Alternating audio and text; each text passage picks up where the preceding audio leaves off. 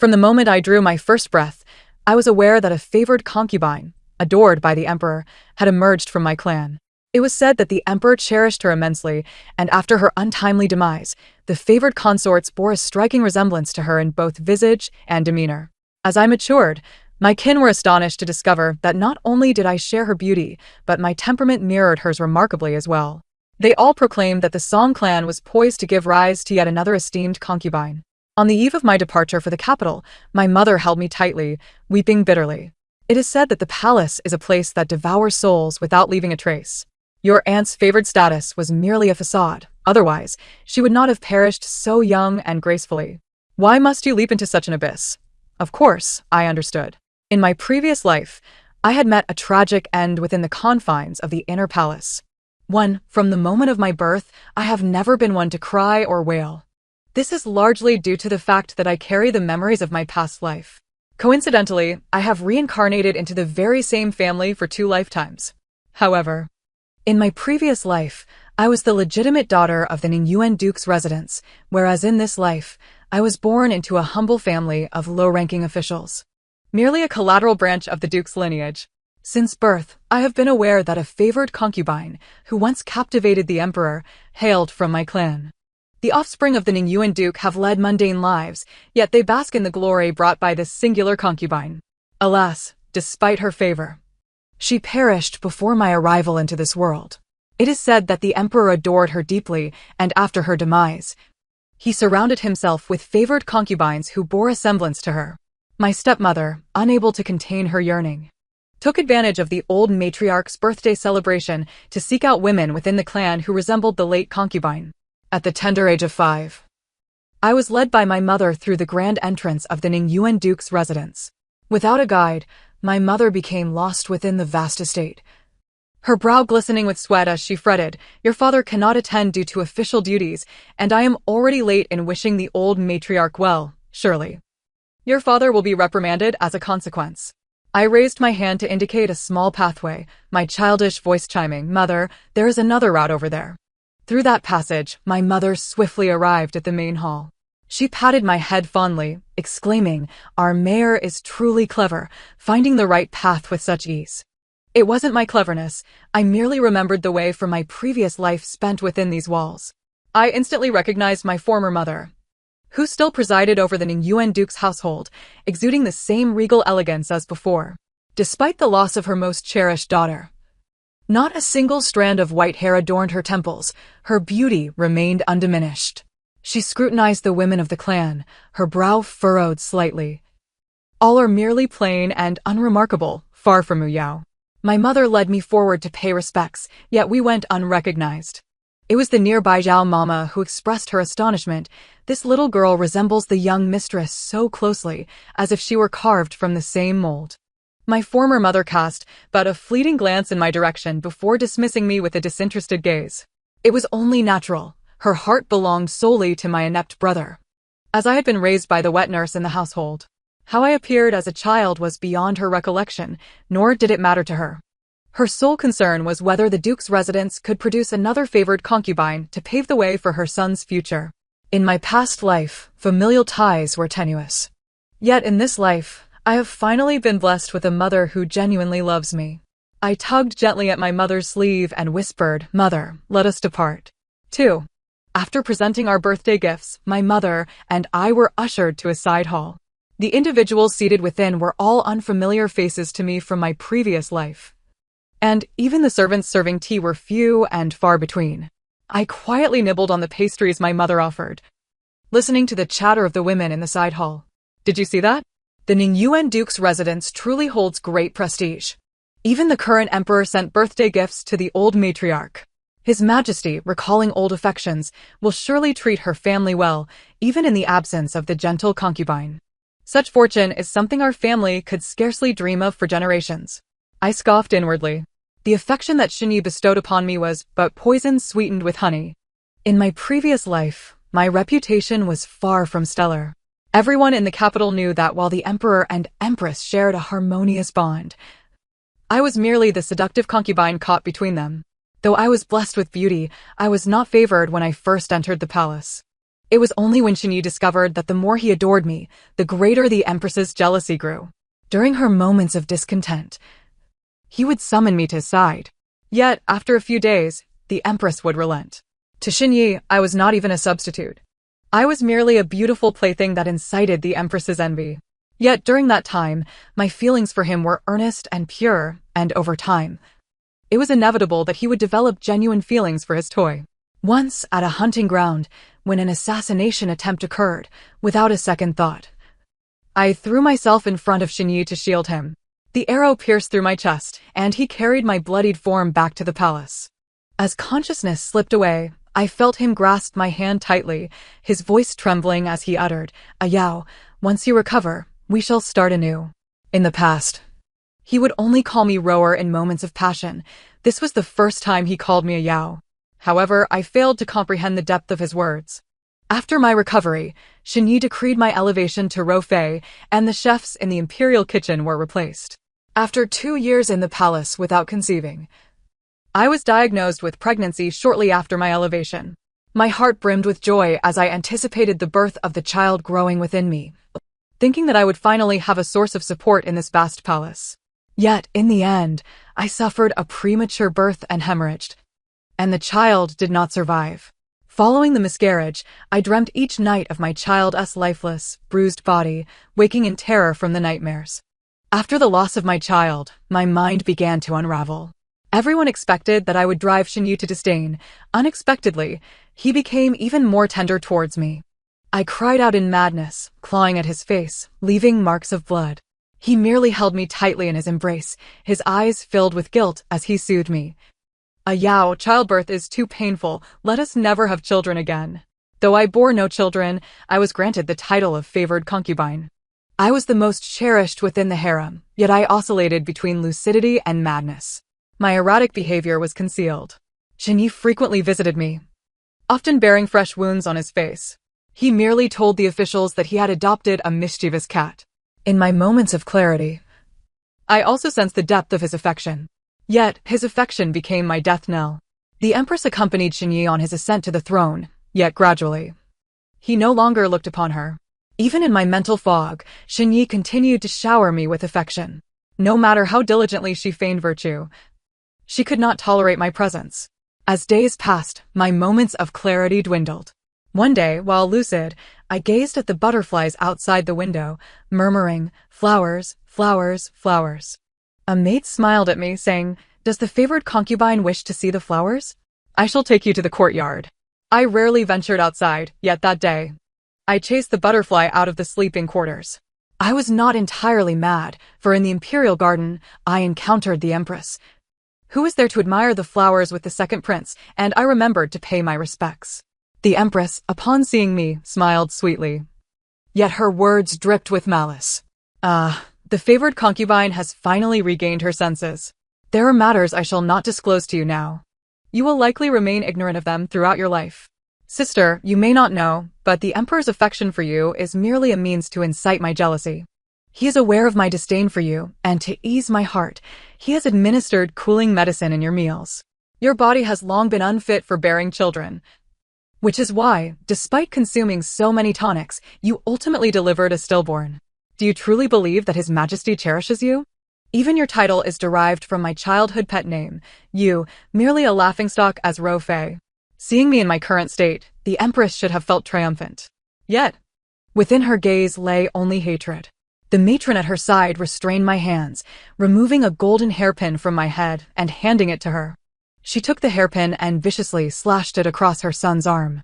The child's cries jolted me back to reality. They finally released me. The guards slowly withdrew the dagger, its cold gleam reflecting my pale visage. I collapsed to the ground and raised my eyes to her, asking, "Empress, you must have schemed for quite some time to eliminate me, have you not?" She slowly bent down and smiled at me, saying at first, "I had no intention of taking your life. I merely added a substance to the ointment you regularly use, one that would cloud your senses. Yet, even so, you remain an eyesore." I stared at the bloodstained golden hairpin before me and trembled as I asked, "I will not survive today, will I?" The Empress straightened, looking down at me with a malevolent grin. It is already a stroke of luck for you that I have allowed you, this wretched creature, to live until today." Before her words could fully settle, she suddenly let out a piercing scream. I seized the golden hairpin from the ground and thrust it fiercely toward her. Chaos erupted around us, the clamor incessant. The blade pierced my chest, and I collapsed to the ground. A haze of blood obscured my vision, and I caught sight of Xinyi rushing toward me in a panic.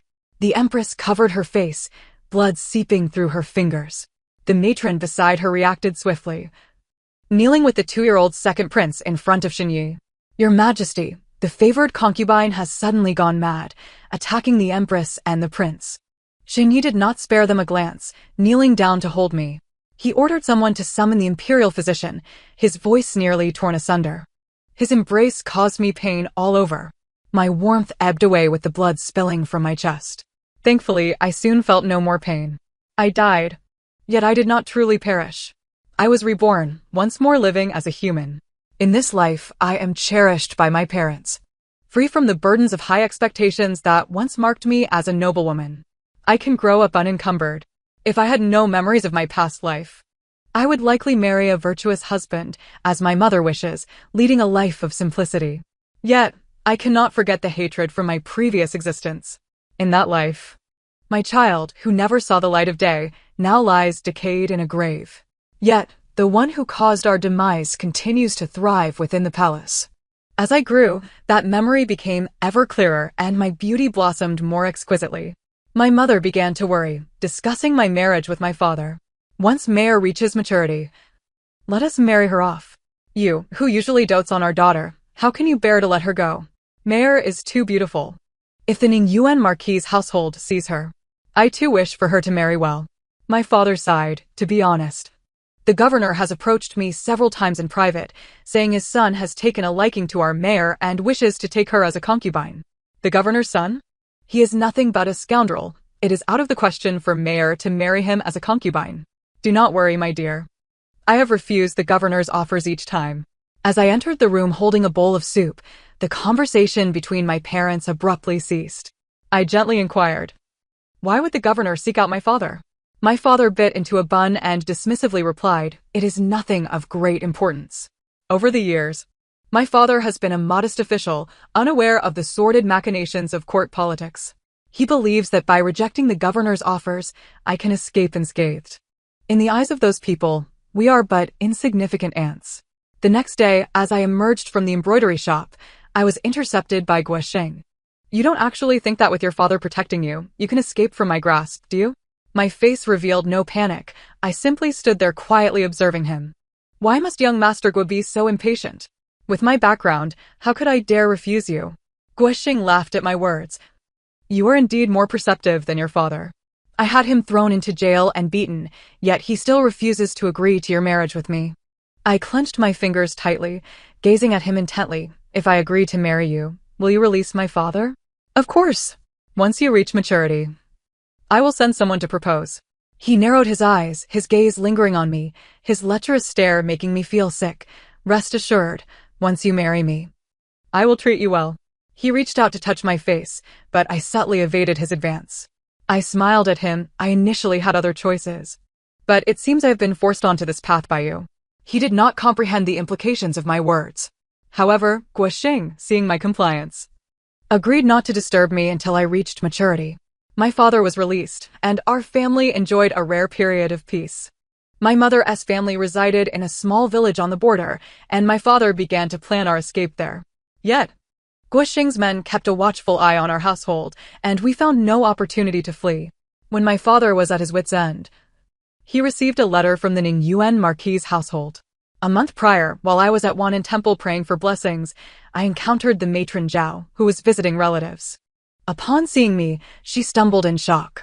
I assisted her to a pavilion, and she trembled as she touched my warm hand, incredulity etched on her face. "Miss, how have you come back to life?"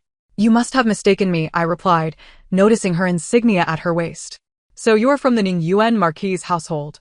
It seems our families are somewhat connected." Zhao regained her composure, inquiring about my name before hastily returning to the capital. When my father received the letter, the Marquis' entourage had already departed the city. They have again set their sights on Mare, my mother declared, tossing the letter into the fire, steadying herself. And turning to my father, perhaps we should flee tonight. My mother gave her gold bracelet to my father, but when he went to pawn it, Guoxing's men discovered him. Guoxing abducted me to his residence, threatening that should I entertain thoughts of escape, he would kill my parents. Although our family lacks power, we are considered a branch of the Ningyuan Marquis household. The Marquis people are already en route to fetch me for this election, I whispered to him. Your father is merely a governor. He cannot afford to offend the Marquis household. With the Ningyuan Marquis backing us, we can speak boldly, he said, his smile sinister. If you are not chaste, how can you attend this election? Will the Marquis still support you? As he spoke, he lunged at me, pinning me to the table. Outside, the governor's furious shouts echoed. Guoxing, you cannot touch her. She is to be presented to the palace as a candidate. Rebel, if you harm her, we shall have no escape. Do not act foolishly. The governor pounded on the door. Guoxing, seemingly oblivious, continued to tear at my clothing. He loosened his belt, his foul breath hot against my cheek. Soon, you will be mine. Men are indeed creatures driven by their desires. In his moment of distraction, I grasped the dagger hidden at my waist and plunged it fiercely into his neck. The stench of blood splattered across my face. I fought back my nausea and stabbed him several more times until I witnessed his breath cease. The governor burst through the door, only to faint at the sight of his son sprawled in a pool of blood. I washed the blood from my body and, when faced with the people of the Ningyuan Marquis household, transformed back into my usual gentle demeanor. I declared my willingness to attend this election in the capital. However, as Guoxing had died due to my actions, they must ensure my parents' safety. My father and mother received a substantial sum of silver and were arranged to leave the following day. On the eve of our departure, my mother embraced me, weeping inconsolably. It is often said that the palace is a place that consumes souls without leaving a trace. Your aunt, though favored, merely enjoyed a superficial glory. Otherwise, she would not have met her untimely demise at such a tender age. Why must you leap into such a profound abyss? My mother's words resonated deeply within me, for I was acutely aware of their truth. In my previous life, I was the ill-fated Song Muyao, who perished within the depths of the imperial court. I gently patted my mother's back, offering quiet solace. But if I do not enter the palace, our family will perish. I would rather meet my end than implicate my parents. Upon hearing this, my father quietly wiped away his tears in the corner. In my past life, my family treated me with indifference, yet in this life, I am enveloped in the tender affection of my parents, which makes my existence feel worthwhile. I boarded the carriage bound for the capital, while my parents departed by boat from Huainan. I learned that my maternal uncle's wife was overjoyed upon seeing my portrait. Granny Zhao informed her that even my temperament mirrored that of Song Muyao's gentle nature. If a substitute for Song Muyao were sought, it seemed there could be no better choice than myself. Before I even arrived in the capital, rumors began to circulate that the Ningyuan Duke's household was to produce yet another imperial consort. However, these whispers were swiftly quelled. Soon, news emerged from the palace. Due to the severe drought in the north, which had persisted for over 2 months, the emperor decreed the cancellation of this year's selection of maidens. It was evident whose hand was behind this decision. Whispers in the capital claimed that the empress was leading a frugal lifestyle, serving as a paragon of virtue. Little did I expect that 16 years later, she would still harbor such fear of me.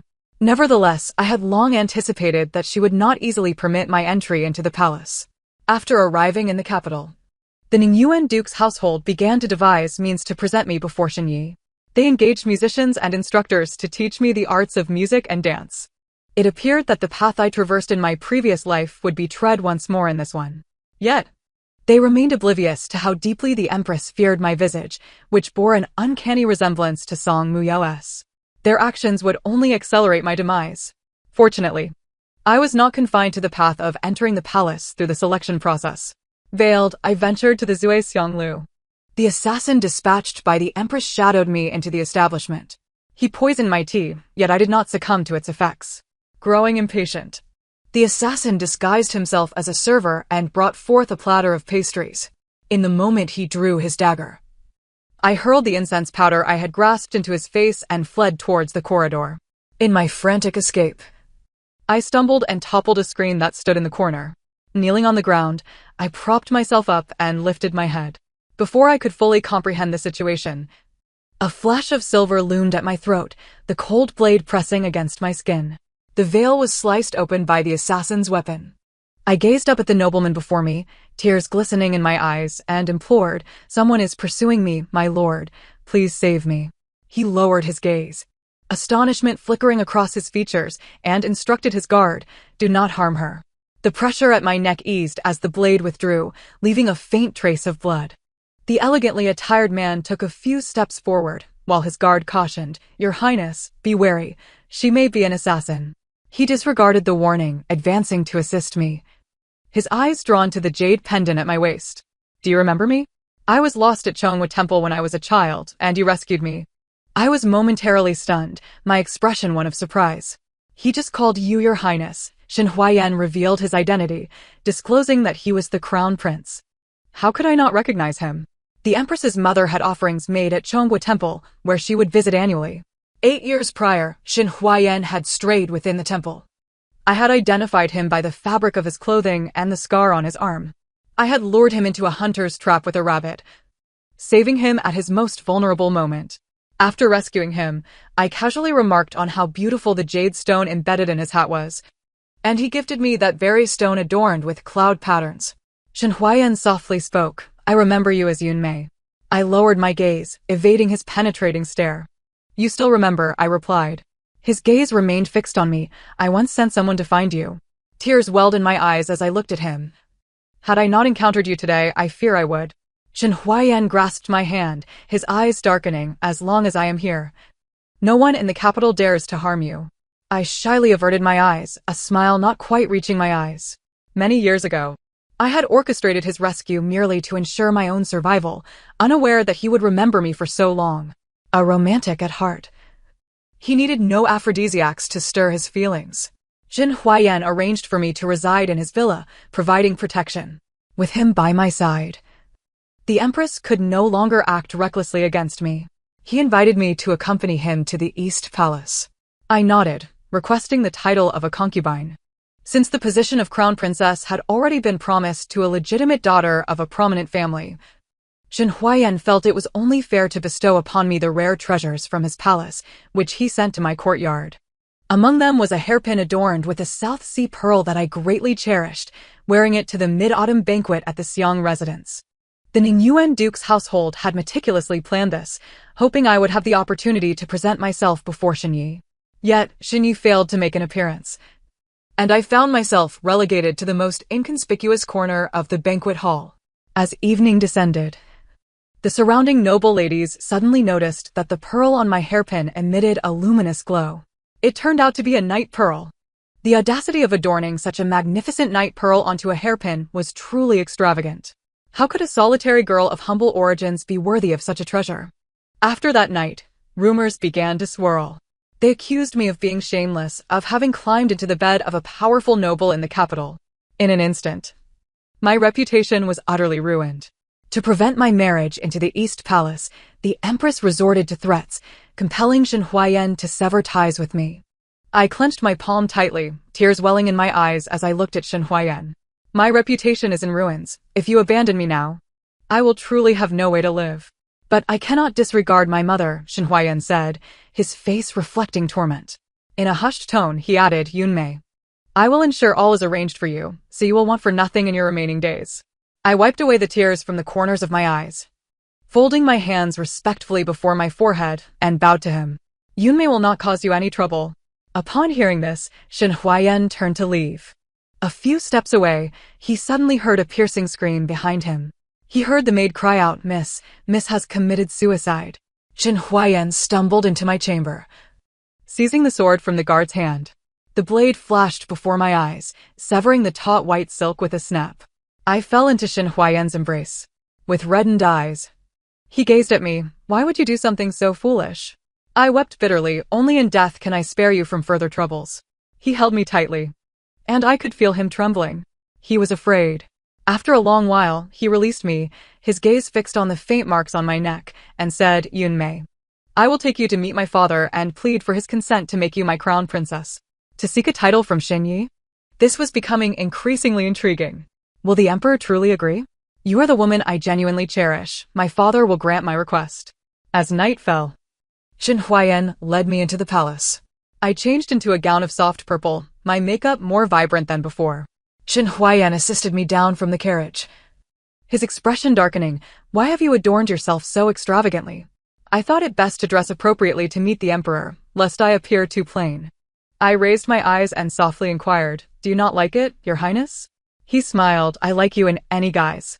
As Shin Huayan led me along the palace path, the passing palace attendants dared to cast furtive glances, their faces paling in terror. Whispers of trepidation filled the air. Noble consort Ro, it is noble consort Ro. Veiled by my mask, I turned to Shin Huayan and inquired, Hasn't noble consort Ro already perished? Why does her name still echo within these palace walls? A sardonic smile curled at the corners of Shin Huayan's lips as he replied, That madwoman nearly brought ruin upon my mother and me, yet my father clings to her memory, even summoning shamans to invoke her spirit. Thus, the palace is said to be haunted. As he spoke, he wrapped an arm around my shoulders. Are you frightened? I shook my head. In my past life, when I met my demise, Shin Huayan was merely 2 years old. It appeared he truly remembered nothing of it.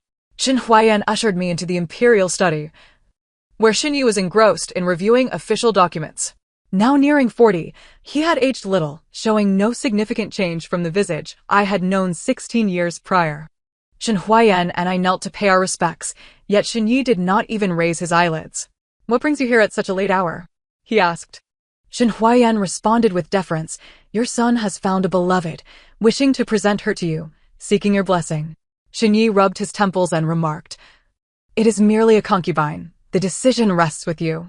Father, I desire not to marry some noble daughter of a prominent family. I wish to wed Song Yume as my wife.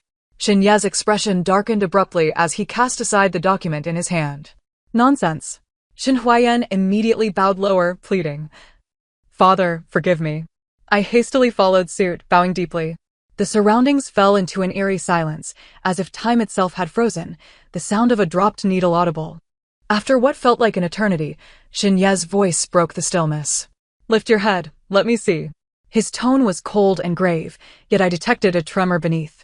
With my gaze cast downward, I slowly raised my head. The stern eunuch beside Shin Yi barked, Bold one. You cannot be veiled before his majesty. At the moment I removed my veil, I heard the eunuch gasp sharply, followed by Shin Ye's heavy breaths. He stepped closer, and as I bowed my head, the light around me dimmed. It was then that Shin Huayan noticed the unsettling shift in Shin Ye's gaze. Confused, he asked, What troubles you, father? In an instant, Shin Ye's hand seized my throat. Speak. Who sent you? What artifice have you employed upon your face to bear such an uncanny resemblance to her? His eyes brimmed with rage, as if he were poised to end my life. My back pressed against the grand pillar. I struggled futilely against his grip, panic-stricken, my eyes glistening with tears. Gradually, Shin Ye's grip loosened. Shin Huayan was rendered speechless by the unfolding scene. Father, she is not an assassin. She truly is not. At last, Shin Yi released me, his gaze piercing as he regarded me, then coldly addressed Shin Huayan, You cannot marry her, nor can you take her away. But, begone. Shin Ye's fury surged, veins throbbing at his temples. Shin Huayan, witnessing such unrestrained wrath for the first time, fled in a panicked scramble. I was escorted to a side chamber by the palace attendants. Several matrons entered to assist with my bathing and dressing, meticulously examining every inch of my body to confirm that my appearance was not a product of disguise. It would not be long before they uncovered the connection between me and the Ningyuan Marquis' estate. My resemblance to Song Muyao could be deemed familial, sharing the same visage. The only blemish upon my record was the slaying of Guosheng. However, upon my arrival in the capital, the Ningyuan Marquis' people had already poisoned Governor Guo, thus erasing my solitary stain. As night deepened, Shin Yi finally appeared. He stood at the door, his form rigid as he gazed at me for what felt like an eternity before slowly approaching. I shrank into the corner of the bed. Please, do not kill me. His eyes softened, and he lowered his voice. You and Ah Yao bear an uncanny resemblance. I was startled earlier. Your Majesty speaks of my aunt, I replied, timidly lifting my gaze. They say I resemble her so closely. Can even your Majesty not tell us apart? Shin Yi sat at the edge of the bed, studying me with a gentle smile. Did the Ningyuan Marquis estate bring you to the capital for the selection? I nodded. The mirth in his eyes suddenly faded. The selection has been cancelled, and yet you have attached yourself to the crown prince? It was he who had annulled the selection. Yet he spoke as if I were at fault. Taking a deep breath, I spoke slowly. Someone seeks to kill me. I must remain close to the crown prince to survive. A chilling glint of murderous intent flickered in Xinye's eyes. Who seeks your life? I do not know. I trembled, feeling like a frightened kitten, my voice quaking as I added, I only remember the assassin had a burn scar on the back of their hand. Xinye enveloped me in his embrace. Do not worry, I will protect you. As long as I am here, no one shall harm you. My eyes glistened with unshed tears as I looked up at him. The Marquis people say that I can gain favor in the palace like my aunt. But I do not wish for such favor. I only wish to live peacefully. The bruise he had left on my neck had already been treated by the attending matrons. He gazed at the faint mark with an expression of concern. Does it still hurt? I steadied my breath and replied softly, it no longer pains me. Your Majesty, can you promise not to kill me? Do you perceive me as a tyrant who slaughters without a second thought? He chuckled softly, his tone gentler. By my side. Not only will you live, but I can grant you anything you desire. I shook my head. I desire nothing. Xinye's dark eyes began to fill with desire. The last vestiges of reason crumbling before my very eyes. He was already smitten, leaning down to kiss me. The candles in the chamber flickered low, casting a dim glow. When I regained my senses, I found myself pressed against the bed. A warm tear fell upon my collarbone. I heard Xinye's voice, now husky yao. I never anticipated you would return, that you would return. I echoed the same words I had spoken in my previous life, down to the inflection and expression. How could he fail to mistake me for Song Muyao? In my past existence, I had been his cherished consort during my youth. At that time, I sought nothing but a place within his heart. In this life, I yearn for nothing but his life. After a night of favor, I was bestowed the title of noble consort. The news spread like wildfire through the 6 palaces. It was unprecedented for someone of my humble origins to be conferred such a title upon entering the palace. I was favored from the moment I arrived, residing in Xinye's side chamber for 3 days before moving to the main palace. One morning, I visited Cunning Palace to pay my respects. With incense curling in the air, the Empress sat regally upon her phoenix throne. Upon my entrance, I noticed her nails digging into the gilded armrests. I bowed respectfully, discreetly appraising her. She was markedly different from before. Once proud and virtuous, proclaiming her disdain for those who relied on beauty, she now wore thick layers of powder and an exaggerated visage. I beheld her right cheek, marred like cracked porcelain, suppressing a laugh. It seemed my fateful strike before my demise had left her disfigured. Her eyes blazed with fury, yet she feigned the demeanor of a virtuous matron. You indeed bear the same captivating beauty as your aunt. No wonder His Majesty is fond of you. The surrounding consorts stifled their laughter in mockery. Merely a substitute for noble consort row, what is there to be proud of? I've heard she hails from a remote village. Her lineage even inferior to that of a commoner's daughter in the capital. Yet, who can deny that she possesses a striking face? The Empress raised an eyebrow, casting a scrutinizing glance in my direction. These words, I presume, were intended by her to be relayed to me by others. She seeks to convey the notion that, in Xinye's eyes, I am nothing more than a mere substitute. It is truly laughable. Who among those present is not a stand-in? Some can dance the same dance. Others can play the same melody, and some bear a resemblance in both appearance and temperament.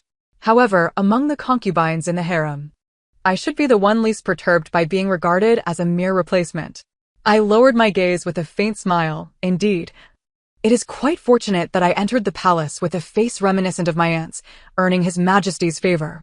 The expression on the Empress's face darkened significantly. At that moment, a thoughtless concubine spoke up. I have heard that Su Fei was rather restless before entering the palace, having climbed to great heights. Upon her utterance, she realized the Empress's pallid countenance, her heavily powdered face appearing as though shrouded in dust. The lofty branches I had ascended before entering the palace were none other than those of the Empress's own son, the current crown prince. In fact, I should be seen as having snatched him away from his grasp. It is said that following that night, Shen Huayan fell ill and has not paid his respects to Xinye in several days. At this rate, one wonders if the crown prince position, for which the Empress has toiled so diligently, can remain secure. I sat upright, quietly regarding the Empress. Doesn't your Majesty intend to deal with Li Guiran for her reckless words? The Empress narrowed her eyes at me. What does Su Fei believe would be an appropriate punishment for her? I set down my teacup and replied gently, have her dragged out and given 30 strikes, rendering her incapable of uttering another word. Upon hearing this, Li Guiran's legs went weak, nearly causing her to tumble from her chair. The Empress let out a cold laugh. I wouldn't have guessed you possessed such a ruthless heart. I forced a smile. Though it did not reach my eyes, I am not as gentle in temperament as my aunt. I have indeed grown somewhat callous. Yet, the Empress was not as merciless as I. She merely ordered for Li Guiran to be taken away and given 30 strikes. As I departed, Li Guiran's once fair complexion had turned red and swollen. The haughty demeanor she had just displayed was now in utter disarray, her hair disheveled and her appearance truly pitiful. She seemed still unwilling to concede, glaring at me with defiance. Approaching her, I raised my hand and dealt her a sharp slap. Blood trickled from the corner of her mouth, splattering onto the brick floor. I looked down at her from my elevated position. Should you dare to gaze upon me with such contempt again, it will not merely be a slap next time. With that, I cast a cold glance at the nearby concubines and turned to leave. Having recently gained favor, I quickly became a target of envy among the harem's residents. If that were the case, I might as well fully embrace the notorious reputation. After teaching Li Guiran a lesson today, no one dared to provoke me, granting me a measure of tranquility. Xin Yi, though preoccupied with state affairs, continually sought my company. During the lunch hour, he summoned me to dine with him. What quarrel do you have with Li Guiran? If you dislike her, I shall dismiss her. Li Guiran claimed that before entering the palace, I was restless. I am your subject. How could she speak so recklessly? Thus, I punished her. I set down my chopsticks. Looking at him with a feigned air of grievance, I wonder how this matter will be perceived by your Majesty? Xin Ye's gaze turned icy. I know your temperament. And thus I do not believe the words of the Empress. I forced a smile. It appears the Empress holds me in disfavor. Xin Yi scoffed coldly. And a shadowy figure emerged from the darkness. Repeat what you just said. The figure bowed respectfully. We have confirmed that the assailants who targeted Su Fei were assassins under the Duke's command. Xin Yi waved his hand, and the figure retreated. I looked at him in confusion. Why would the Duke? Xin Yi replied, the Duke's household is the Empress's maternal family. A shiver ran through me. Is the Empress truly intent on taking my life? Your resemblance to your aunt is striking, inevitably arousing the Empress's jealousy. Xin Ye's gaze was sharp as a blade, his lips curling into a sardonic smile. It seems that my Empress is far from the benevolent figure she appears to be. I have always been fearful of death, and at that moment, my face lost all color. Tremors coursed through my body, so, even before I entered the palace, the Empress sought to eliminate me? Xin Yi grasped my hand tightly. As long as I am here, no one can harm you. Tears welled in my eyes as I looked at him. Will I meet a tragic end within the palace? Xin Ye's grip trembled, perhaps recalling the horrific manner of my previous demise. He embraced me tightly. No, such a fate shall not befall you again. Xin Yi seemed even more terrified of the palace's intrigues than I was. This morning, after I paid my respects to the Empress, she rewarded me with numerous gifts. Xin Yi accompanied me back to my quarters, ensuring that every item gifted by the Empress was thoroughly examined. Soon, they discovered poison concealed within a box of lip balm. The physician who tested it reported, although the poison in this balm is minimal, should Su Fei use it continuously, it will not be long before she succumbs to a sudden death due to a surging of blood. I was so frightened that I collapsed onto the soft couch, murmuring in dismay, what have I done to offend her merely for resembling my aunt? Xin Ye's gaze darkened as he fixated on the box of lip balm in the physician's hands, his complexion draining of color. Suddenly, I seized his arm, speaking urgently. Your Majesty, yesterday in the Imperial Garden, I encountered a mad cleaning maid. She approached me, calling me miss, and warned me against touching anything in the palace, claiming that doing so would lead to madness. I had thought her words were mere ramblings, but now they seemed to carry a semblance of truth. Upon hearing this, Xin Ye's face went completely pale, his piercing black eyes losing their focus. After a long pause, he finally spoke in a hoarse voice. Go. Find that person Su Fei mentioned. Before long, Xiao Hong was brought into the chamber. In my previous life, she had grown up alongside me, accompanying me into the palace as a maid. Anticipating my fall from grace before I lost my sanity, I had released her to marry. Yet she worried that, without her, no one would care for me properly, and during my moments of confusion, deceived me into believing she was a newly assigned maid, remaining by my side. After my death, she was sent to labor under harsh conditions. At that time, the entire harem was under the Empress's control, and the palace guards, aware of her status as my chief maid, subjected her to additional humiliation. Xiao Hong is only 34 this year, yet she has already sprouted numerous white hairs. Yesterday, I chanced upon her while she was cleaning the ditches in the imperial garden. I realized that this foolish girl had sacrificed her own future to care for me. When she lifted her gaze to meet mine, her eyes turned red with unshed tears. At the eunuch's prompting, she finally realized and knelt to pay her respects. Shenyi scrutinized her with narrowed eyes. I recall you serving by the side of Rua Guifei. How is it you are now subjected to such labor? I was Rua Guifei's accompanying maid, Xiao Hong replied, lowering her gaze. It seems there are those in this palace who harbor deep animosity towards the Guifei. And even in her absence, they seek ways to humiliate those who were close to her. Shenyi continued to inquire, why did you speak such words to Su Fei yesterday? Xiao Hong knelt before me, tears spilling from her eyes. These years, I have pondered daily. After the Guifei's miscarriage, she was merely overwhelmed with grief. How could she suddenly experience such nightmares that drove her to madness? Since your majesty dines with her daily, no one would dare tamper with her food, so the only recourse would be to poison her everyday items. When I saw Su Fei yesterday, I thought I was seeing the Guifei, and fearing for her safety, I spoke those words. She recounted verbatim what I had instructed her to say yesterday. Shenyi turned his gaze towards the eunuch beside him and inquired, what of the items from the concubine's palace? The eunuch promptly replied, the Empress Dowager mentioned that your majesty would feel nostalgic upon seeing them. So she ordered the servants to discard everything, leaving only a few belongings that your majesty chose to keep. Shenyi's eyes darkened as he fixated on the box of lip balm on the table, a cold smile curling his lips. I presume that it too has been laced with poison among the items used by the concubine. Xiao Hong seemed to recollect something, bowing deeply. I remember. After the concubine suffered her miscarriage, the scent of the facial ointment changed daily. I had inquired with the Ministry of Internal Affairs, and they attributed it to the addition of rose essence, which I thought nothing of at the time. Shenyi closed his eyes and commanded, investigate. The death of concubine Ro was a taboo for Shenyi, and no one in the palace dared to mention it. I had cleverly used a box of poison lip balm to unearth this old case. However, the Duke had once saved Shenyi's life and was instrumental in his ascension to the throne.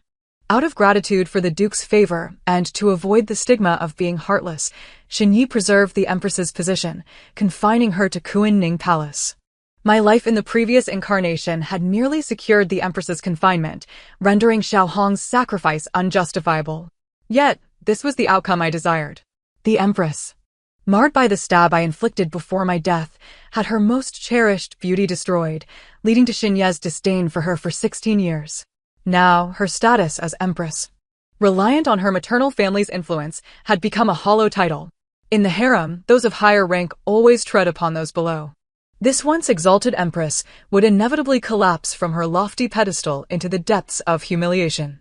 What purpose does death serve if it ends everything? She must remain alive so that I can slowly reclaim the debts of my past life. The incense burner emitted curling wisps of smoke as slants of sunlight filtered through the window. I sat before the dressing table, combing my hair, when Xiao Hong entered with a plate of pastries. In my previous life, I would have shared such quiet and solitary days with Xiao Hong.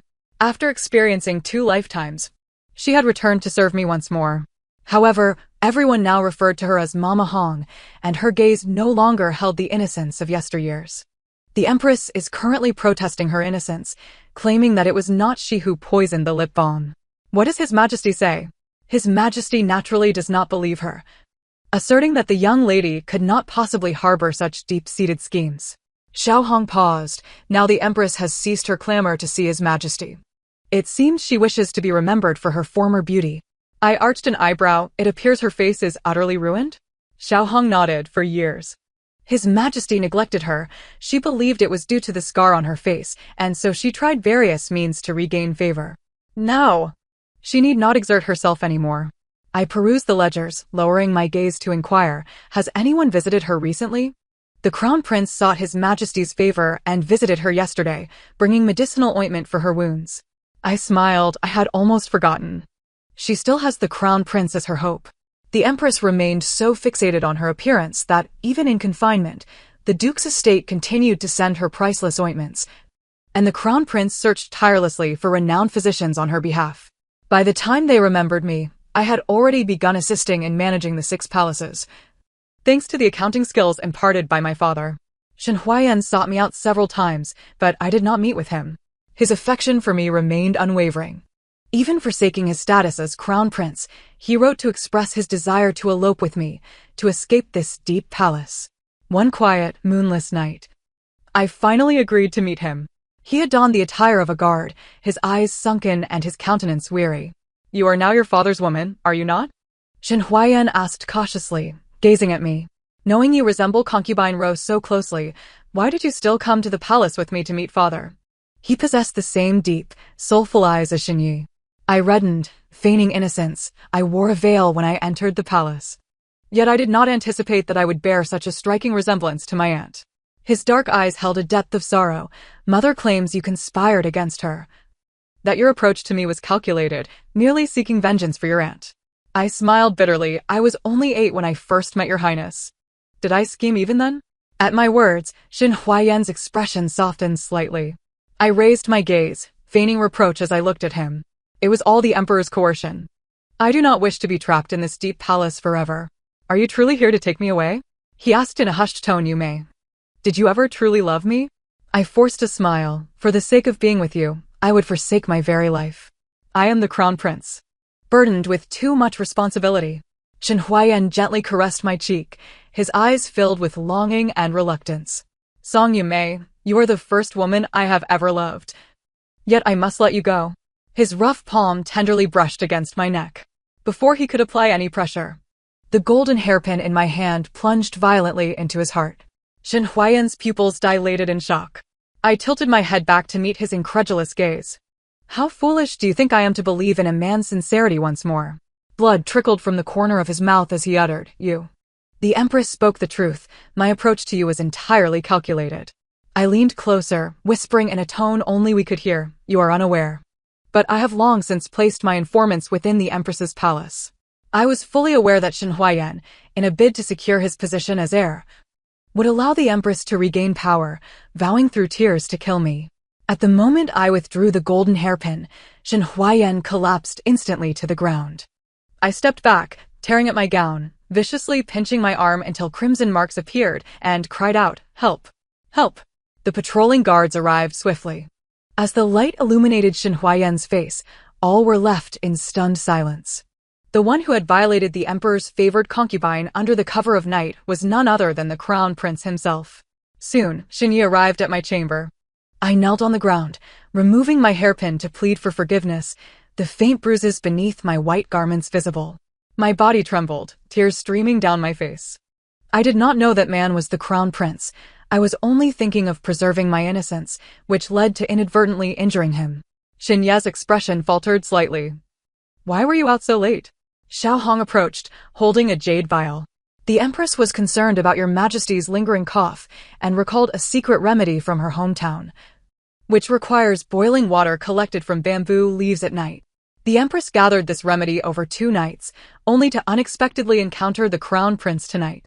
Shen Yi helped me up, his eyes filled with compassion. "Someone sought to harm you. It is not your fault." Upon hearing this, I threw myself into his embrace, unable to control my tears. The Crown Prince threatened to ruin my innocence. I was terrified, fearing you would cast me aside. Shen Yi lowered his head to kiss my forehead. How could I ever do that? At that moment, a eunuch rushed in, his voice a frantic pitch. "Your Majesty, the Crown Prince has succumbed from his grievous injuries." Shen Yi's form stiffened, and after a prolonged silence, he hoarsely uttered, "He deserved to die." I leaned against him, a cold smirk gracing my lips. To preserve the palace's reputation, Shen Yi publicly declared that the Crown Prince had perished from an accidental fall into the water. The Empress, of course, did not believe such a tale and swiftly uncovered the true cause of his death. Her hatred for me intensified, wishing nothing more than to see me ground to dust. Having managed the harem for many years, even in her diminished state, the Empress still retained several loyal followers. After dealing with several assassins sent to eliminate me, I grew weary and decided to visit the Empress in Kuan Palace. By this time, her right cheek had completely rotted away, obscured only by her disheveled hair. The once resplendent Empress now appeared as a madwoman. Her bloodshot eyes bore into me with unyielding intensity. "You vile creature, you have caused Yenneres' demise. And yet you dare to come here?" I adjusted the ornamental hairpin in my coiffure and smiled gently. "This morning I felt unwell and summoned the imperial physician to take my pulse. The physician informed me that I am with child." The Empress's eyes burned with rage. "As if they could bleed, you have come to inform me that my son is gone while you carry a child? The physician has reported to your majesty that I am 1 month pregnant, but in truth, my child is nearly 2 months along." I caressed my abdomen and smiled softly. "After the crown prince passed, your majesty's cough worsened, and it took a month for you to recover your health." She stared blankly at my belly, murmuring, "Is this child truly Yenneres?" I smiled faintly, remaining silent. The Empress met my gaze. "Why do you reveal this matter to me?" I raised an eyebrow. "I am notoriously fearful of death, thus I hope for your majesty's mercy." The Empress paused, a shard of porcelain hidden in her hand cutting into her palm, blood trickling down her wrist. How absurd. She longed to devour me alive, yet could not bring herself to kill me. After all, the child within me is the only remaining bloodline of her son. In the days that followed, the Empress ceased her obsession with my demise. Her pent-up fury found a new target. She recalled whom to despise. It was Xinyi, who, disregarding years of marital affection, had imprisoned her in the cold, desolate palace, subjecting her to humiliation. It was Xinyi who forsook her son for the sake of a woman and allowed her son to die under mysterious circumstances. It was Xinyi who had brought her to such ruin. Soon, she discovered an opportunity for revenge. The border was embroiled in conflict, and the court dispatched the capital's garrison to engage the enemy. Only her brother Xuefeng's city defense battalion remained to guard the capital. As night descended, the rebels breached the palace gates, swiftly advancing to my chambers. Xuefeng, mounted on his steed, pointed his sword at me, commanding his men, "Slash her face and take her away, but be gentle. We mustn't provoke the queen's condition." I stood my ground, smiling faintly at him. I deceived the Empress. The child within me is not Shenhuayan's, and the Xue family shall hold no position in this realm. "What did you say?" Xuefeng paused, glaring at me with malice. "So what?"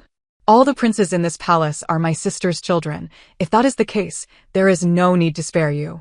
His eyes bulged with rage as he swung his sword towards me. In an instant, a rain of arrows descended. Xuefeng fell, pierced through by countless arrows.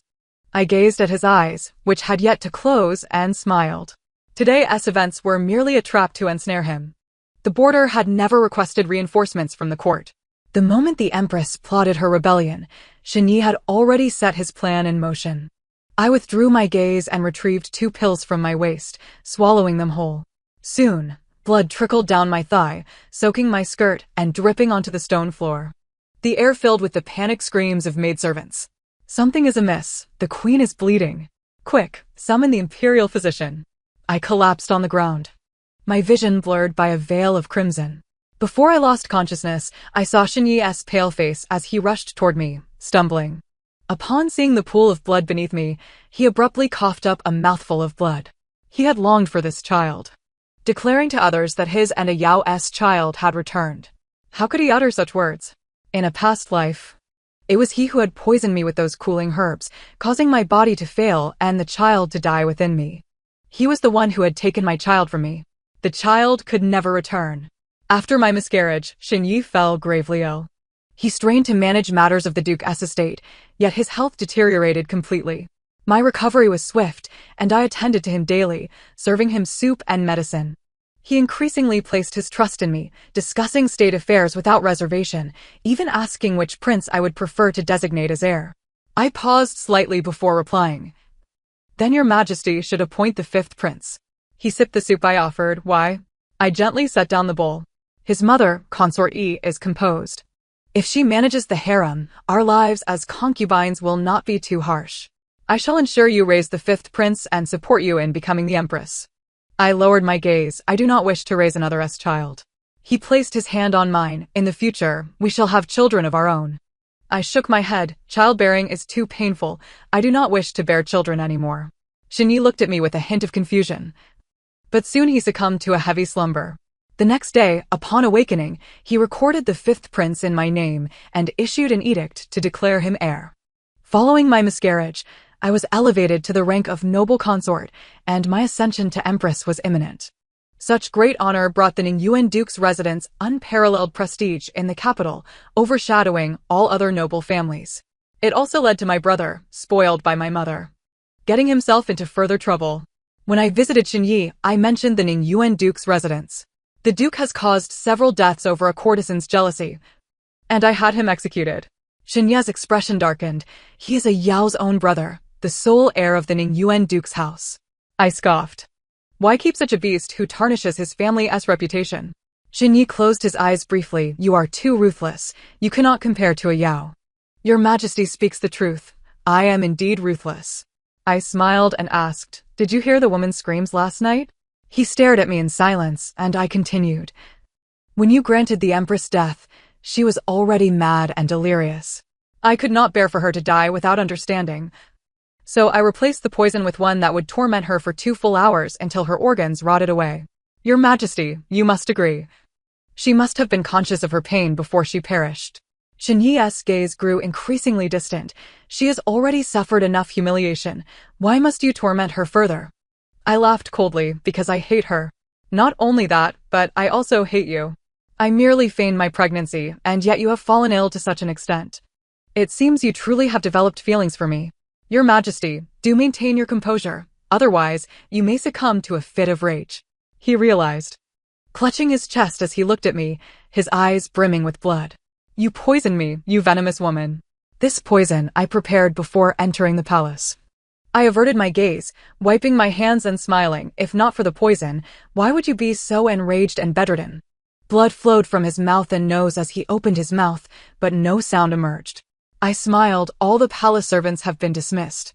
You might as well conserve your strength. He could not speak, only listen to my words. I recall, Your Majesty, that your greatest wish is to be buried alongside Consort Ro after death, to be her husband in the next life. However, I unearthed her and her child's remains yesterday, scattering their ashes into the lake. You shall never meet again in your next life. But I will ensure you and the Empress are buried together, so you may never be parted across lifetimes. Shinyi stared at me. His gaze filled with despair as he coughed up a mouthful of black blood. With his remaining strength, he uttered, I was mistaken. You are not a Yao.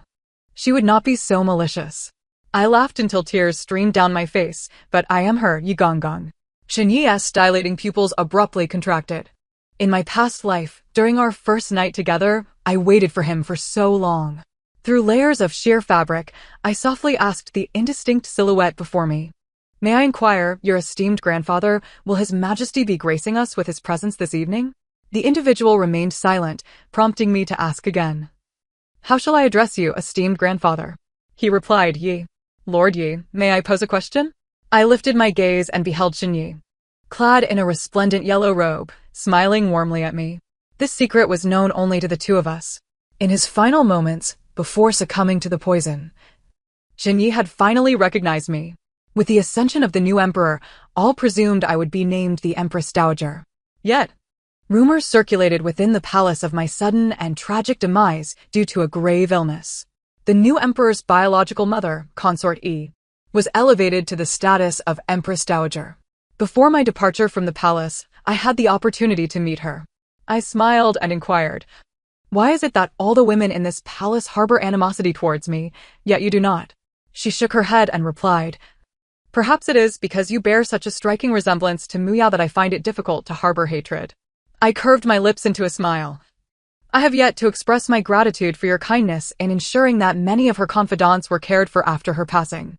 Alas, the young girl Hong has been closely watched, and I have never had the chance to facilitate her departure from the palace.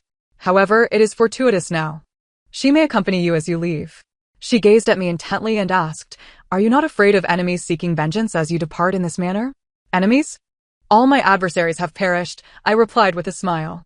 Mother did not wish for me to dwell in the depths of the palace for eternity. Hence I must take my leave. I departed the capital with the young girl Hong. I assured her that with my home, she would also have a home. In the tranquil mountain village, wisps of smoke danced gently in the wind. Father sat in the courtyard, diligently calculating accounts on his abacus, while Mother brought forth dishes to the table, sighing as she spoke to Father.